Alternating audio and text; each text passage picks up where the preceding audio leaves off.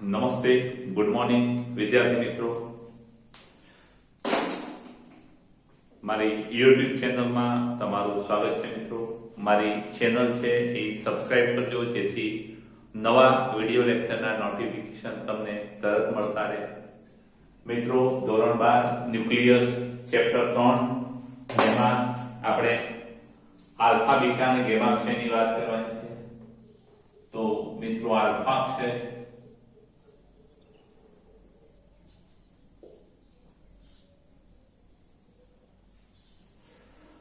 તો મિત્રો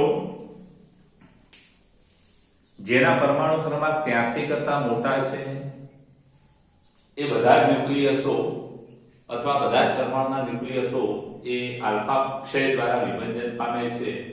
અને એનું મિત્રો એક જાણીતું ઉદાહરણ છે કે યુરેનિયમ 92 છે એ આલ્ફા ક્ષય દ્વારા વિભાજન પામી અને થોરિયમનું ન્યુક્લિયસ બનાવે છે. તો મિત્રો એની પ્રક્રિયા આવી છે કે યુરેનિયમ 92 એ આલ્ફા ક્ષય દ્વારા અથવા આલ્ફા ક્ષય વડે વિભાજન પામી અને થોરિયમનો ન્યુક્લિયસ બનાવે છે. એની પ્રક્રિયા લખવી હોય તો આપણે આવી લખી શકીએ મિત્રો કે યુરેનિયમ કે જેનો પરમાણુ ક્રમાંક 92, પરમાણુ દળાંક 238, એમાંથી થોરિયમનો ન્યુક્લિયસ બનશે કે જેનો પરમાણુ ક્રમાંક 90, 234 અને આલ્ફા એટલે મિત્રો હિલિયમનો ન્યુક્લિયસ. આ હિલિયમનો ન્યુક્લિયસ એ આલ્ફા કણ છે. આલ્ફા કણ અથવા આ જે પ્રક્રિયા છે એ આલ્ફા ક્ષય પ્રક્રિયા છે. એટલે અહીંયા આપણે આલ્ફા ક્ષય કે આલ્ફા કણ છે મિત્રો. તો અહીંયા આના પરથી મિત્રો પ્રક્રિયા પરથી એવું કહી શકાય કે આલ્ફા ક્ષયની ઘટનામાં જે નવો ન્યુક્લિયસ બને છે એનો પરમાણુ દળાંક છે આ 238 છે, આ 234 છે, બે 4 એકમ ઘટે છે. અને પરમાણુ ક્રમાંક આ 90 છે ના 92 છે એટલે 2 એકમ ઘટે છે. એટલે આપણે એમ કહી શકીએ કે આલ્ફા ક્ષયની ઘટનામાં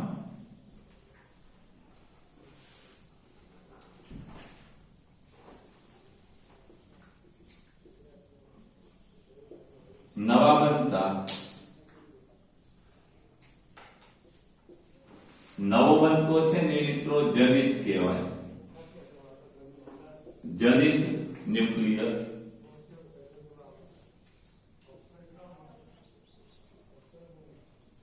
ના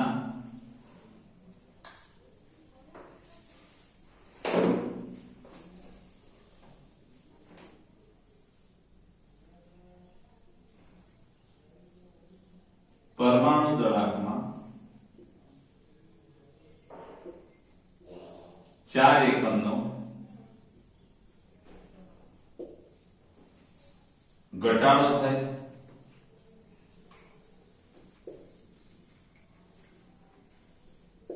અને પરમાણુ ક્રમાંકમાં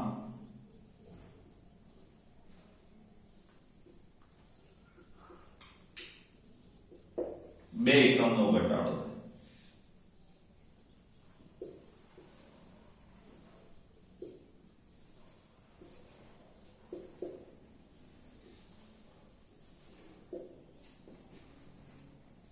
હવે મિત્રો આમાં એક બાબત ખાસ એ પણ યાદ રાખજો કે કોઈ આપણે સ્વીકારીએ ધારો કે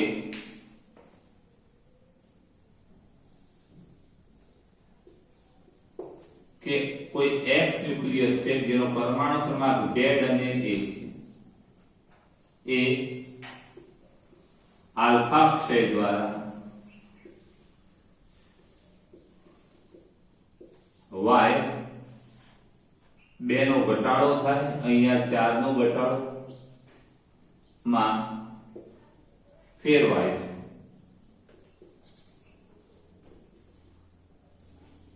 તો મિત્રો એની પ્રક્રિયા આવી થશે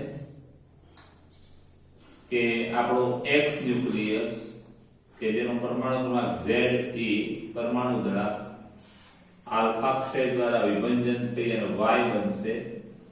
મિત્રો એનો પરમાણુ ક્રમાંક છે એ 2 એકમ ઘટશે અને પરમાણુ દળાંક છે એ 4 એકમ ઘટશે અને આલ્ફા એટલે 2He4.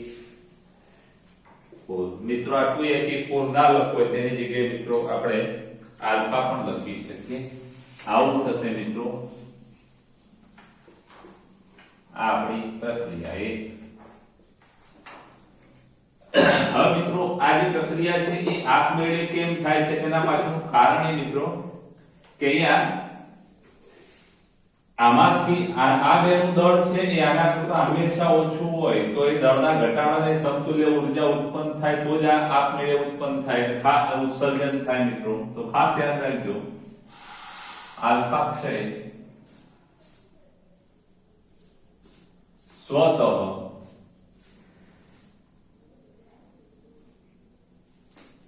ઉત્સર્જન થાય. આલ્ફા ક્ષય સ્વતઃ થાય છે, એની જાતે થાય છે મિત્રો.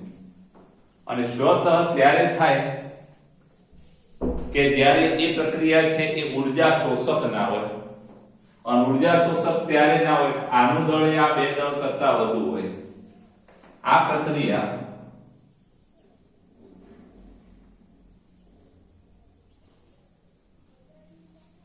આપમેળે એટલે સ્વતઃ તો જ થઈ શકે જો યુરેનિયમનું દળ છે એ મોટું હોય થોરિયમ અને આલ્ફા દળ કરતા. આ બંનેના દળ કરતા આનું દળ મોટું હોય મિત્રો તો જ આ શક્ય થઈ શકે. મિત્રો આ સિમ્બોલ જ વાપર્યા છે આપણે. માસ of uranium is greater than mass of thorium plus mass of alpha. અને મિત્રો આ જે દળના તફાવત છે એને સમતુલ્ય ઊર્જા ઉત્પન્ન થાય. ઉત્પન્ન થતી ઊર્જા કેટલી? તો કે mass of uranium minus mass of thorium વત્તા mass of alpha. આ દળના ઘટાડાને સમતુલ્ય ઊર્જા, આટલી ઊર્જા મિત્રો ઉત્પન્ન થાય. આ જે Q છે એને પ્રક્રિયાનું Q મૂલ્ય કહેવામાં આવે છે અને Q ગ્રેટર ધેન 0 હોય છે. Q ગ્રેટર ધેન 0 છે. આગળ પ્રક્રિયા કેવી છે? ઊર્જા ક્ષેપક છે મિત્રો. તો મિત્રો આ આલ્ફા ક્ષય, તો આટલી વાત જરા આલ્ફા ક્ષયમાં યાદ રાખજો, સ્ક્રીનશોટ લઈ લેજો.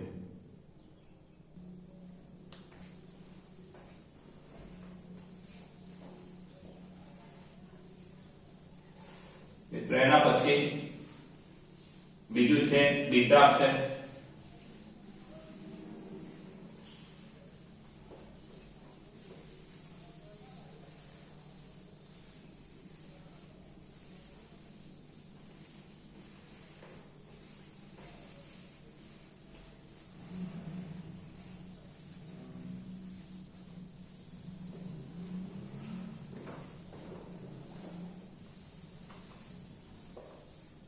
બીટા ક્ષય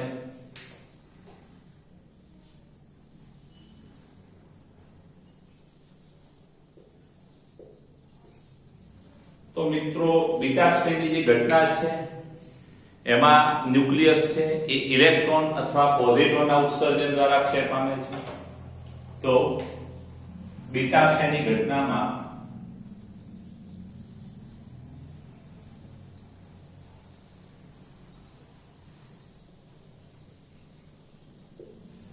ન્યુક્લિયસ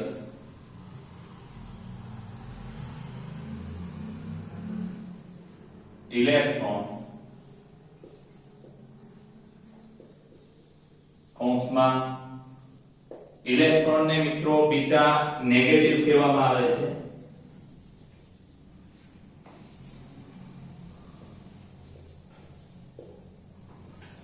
અને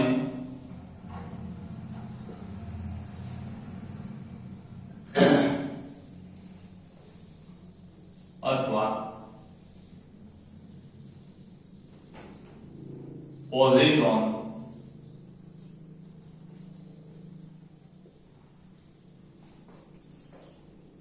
એટલે મિત્રો બીટા પોઝિટિવ છે નો ઉત્સર્જન કરી અથવા ઉત્સર્જન કરે છે। મિત્રો આની સામાન્ય કેટલીક પ્રક્રિયાઓ છે, એમાં એક પ્રક્રિયા બીટા નેગેટિવ ક્ષય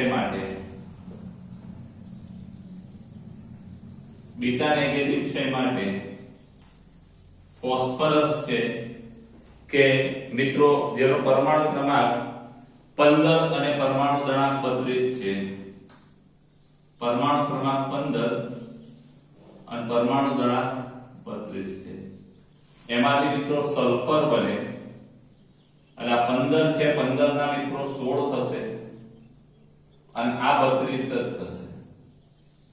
હવે મિત્રો ખાસ યાદ રાખજો આમાં એક વધ્યો, 15 માંથી એક વધારો થયો એટલે અહીંયા એક ઘટાડો થશે, ઇલેક્ટ્રોનનું ઉત્સર્જન થશે। મિત્રો આની જગ્યાએ આપણે આવી રીતે પણ લખી શકીએ -1 E0 આવી રીતે પણ લખી શકાય છે। એટલે મિત્રો આપણે એવો લાલ પેનથી લખીએ તમને જેથી ખ્યાલ સારો આવે, આ જેથી ક્રમાંક દળાંકનો હિસાબ સારો રહે। આની જગ્યાએ મિત્રો આ રીતે પણ લખાય છે -0 E - 1 આવી રીતે પણ લખાય છે।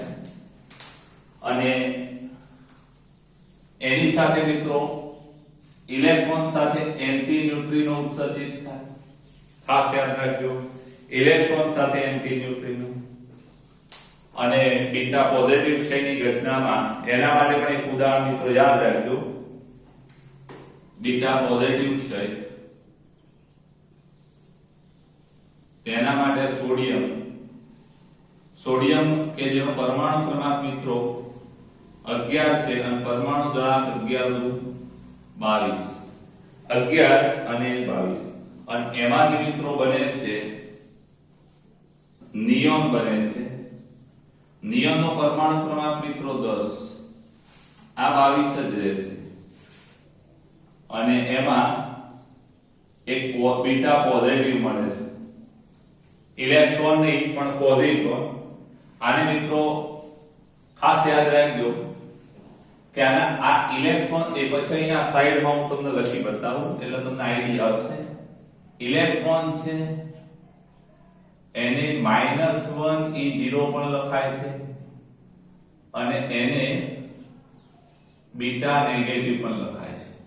અને પોઝિટ્રોન છે, પોઝિટ્રોન તો +1 E0 અને એને બીટા પોઝિટિવ લખાય। મિત્રો આ વસ્તુ ખાસ તમે યાદ રાખજો ન્યુક્લિયસનું। એટલે આપણે આને શું કહી શકીએ -1 E0 આવું આપણે કેવું હોય કહી શકીએ।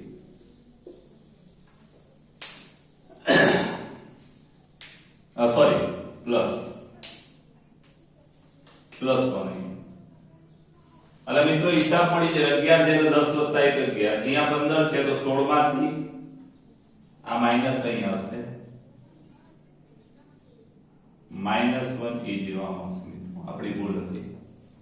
તો અહીંયા 16 માંથી 1 જાય 15 અને આ 32 પરમાણુ અને આમાં મિત્રો જે સાથે ઉત્સર્જિત થાય છે એ ન્યુટ્રિનો। ખાસ યાદ રાખજો આ છે એન્ટી ન્યુટ્રિનો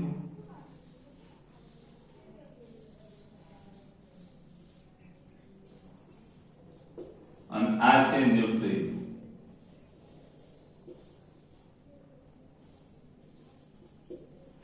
એન્ટી ન્યુટ્રિનો અને ન્યુટ્રિનો તો આમાં ખાસ મિત્રો કે જ્યારે બીટા નેગેટિવ નું ક્ષય થાય, બીટા નેગેટિવ ના ક્ષય દ્વારા ન્યુક્લિયસ નું વિભંજન થાય એટલે મિત્રો એમાં ઇલેક્ટ્રોનનું ઉત્સર્જન થાય અને એની સાથે એન્ટી ન્યુટ્રિનો ઉત્સર્જિત થાય છે. અને બીજી વાત કે જો પોઝિટ્રોન દ્વારા ન્યુક્લિયસનું વિભાજન થાય તો મિત્રો એની સાથે પોઝિટ્રોન સાથે ન્યુટ્રિનો ઉત્સર્જિત થાય છે. મિત્રો આ એન્ટી ન્યુટ્રિનો અને ન્યુટ્રિનો એ એક નવા કણો છે. ખાસ યાદ રાખજો, ન્યુટ્રિનો અને એન્ટી ન્યુટ્રિનો છે એ એકબીજાના પ્રતિકણો છે. એમની જે સ્પિન છે એ ઇલેક્ટ્રોનના જેવી જ હોય છે. બીજી વાત કે આ એન્ટી ન્યુટ્રિનો અને ન્યુટ્રિનો અને એન્ટી ન્યુટ્રિનો છે એના દળ ખૂબ જ ઓછા છે મિત્રો, ખૂબ જ હલકા છે મિત્રો. અને ખૂબ હલકા હોવાથી આપણે એને ડિટેક્ટ કરી શકતા નથી, પકડી શકતા નથી, અથવા કોઈ સાધનમાં એ કોઈ પ્રક્રિયામાં પણ ભાગ લઈ શકતા નથી મિત્રો. અને આ જે ન્યુટ્રિનો એન્ટી ન્યુટ્રિનો છે ખૂબ મોટા દ્રવ્યમાં કોઈ પણ પ્રકારની આંતરક્રિયા કર્યા સિવાય આરપાર નીકળી જાય મિત્રો. આ પૃથ્વીમાંથી પણ પસાર થઈ જાય તો પણ પૃથ્વીના કોઈ પણ કણ સાથે આંતરક્રિયા ના કરે એટલી જ ઉર્જા સાથે પૃથ્વીના બીજા છેડે બહાર નીકળે મિત્રો. એવા બે કણો છે. એટલે જો જે પૃથ્વીમાંથી કોઈ પણ ઘટક સાથે આંતરક્રિયા કર્યા સિવાય આરપાર નીકળી જાય એને મિત્રો ડિટેક્ટ કરી શકાય નહીં. એટલે ડિટેક્ટ કરી શકાતા નથી મિત્રો, ખાસ યાદ રાખજો. હવે આમાં એક વાત એ યાદ રાખજો કે બીટા નેગેટિવ ક્ષયમાં ઇલેક્ટ્રોનનું ઉત્સર્જન થાય છે અને બીટા પોઝિટિવમાં પોઝિટ્રોનનું ઉત્સર્જન થાય છે. બીટા નેગેટિવ અને બીટા પોઝિટિવના ઉત્સર્જનમાં પરમાણુ દળાંકમાં કોઈ ફેર પડતો નથી. નવા બનતા ન્યુક્લિયસના પરમાણુ દળાંક એ જનક ન્યુક્લિયસના પરમાણુ દળાંક જેટલા જ હોય છે. આ જનિત છે, આ જનક છે. પણ મિત્રો બીટા નેગેટિવ ક્ષયમાં પરમાણુ ક્રમાંકમાં 1 એકમનો વધારો થાય છે અને પોઝિટ્રોન ક્ષયમાં અથવા બીટા પોઝિટિવ ક્ષયમાં પરમાણુ ક્રમાંકમાં 1 એકમનો ઘટાડો થાય છે. અહીંયા એકનો વધારો થાય છે, અહીંયા ઘટાડો થાય છે. હવે મિત્રો એવું શું થતું હશે કે આમાં ઇલેક્ટ્રોનનું ઉત્સર્જન થાય ને અહીંયા પોઝિટ્રોન? તો ખાસ યાદ રાખજો કે બીટા નેગેટિવ ક્ષયમાં અહીંયા બતાવી દઈએ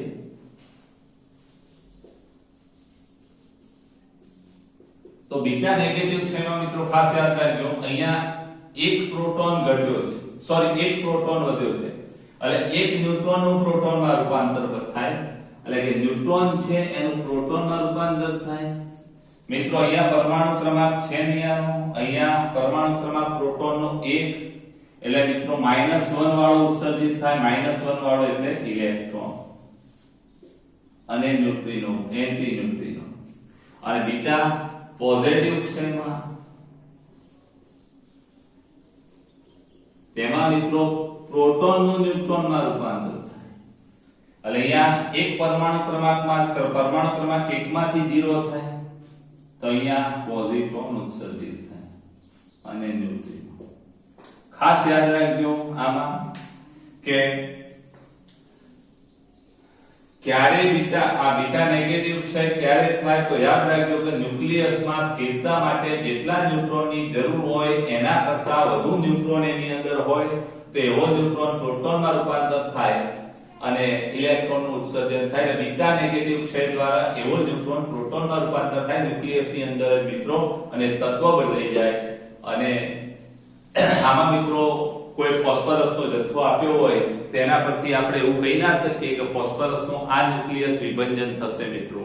પણ હા, આપણે એની લાક્ષણિકતા સમજવી હોય તેના અર્ધઆયુ પરથી સમજી શકીએ.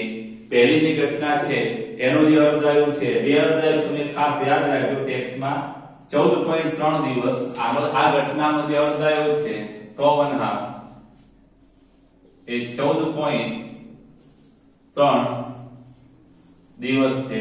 અને આ ઘટનાનો જે અર્ધઆયુ છે એ મિત્રો 2.6 વર્ષ. ખાસ યાદ રાખજો આ બે ઘટનાઓના અર્ધઆયુ 14.3 દિવસ અને પેલો 2.6 વર્ષ.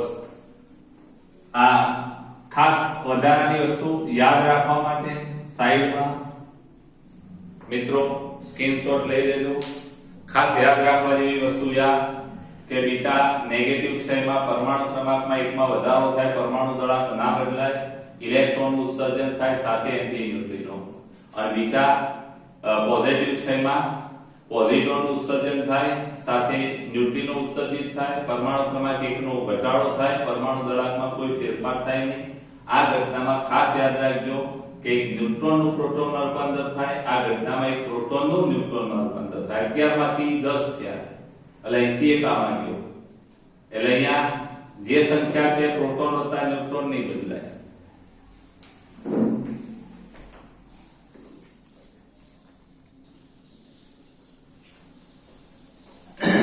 મિત્રો એના પછીનો ટોપિક ગેમા છે.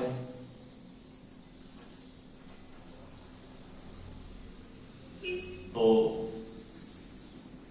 જેવી રીતે પરમાણુઓની ઉર્જા સ્તરો હોય છે અને એ ઉર્જા સ્તરોમાં પરમાણુ જ્યારે ઊંચી ઉર્જા ધરાવતી કક્ષામાંથી નીચી ઉર્જા ધરાવતી કક્ષામાં સક્રાંતિ કરે ત્યારે એ ઉર્જાના તફાવત જેટલી ઉર્જાના ફોટોન્સનું એટલે કે વિકિરણનું ઉત્સર્જન કરે છે.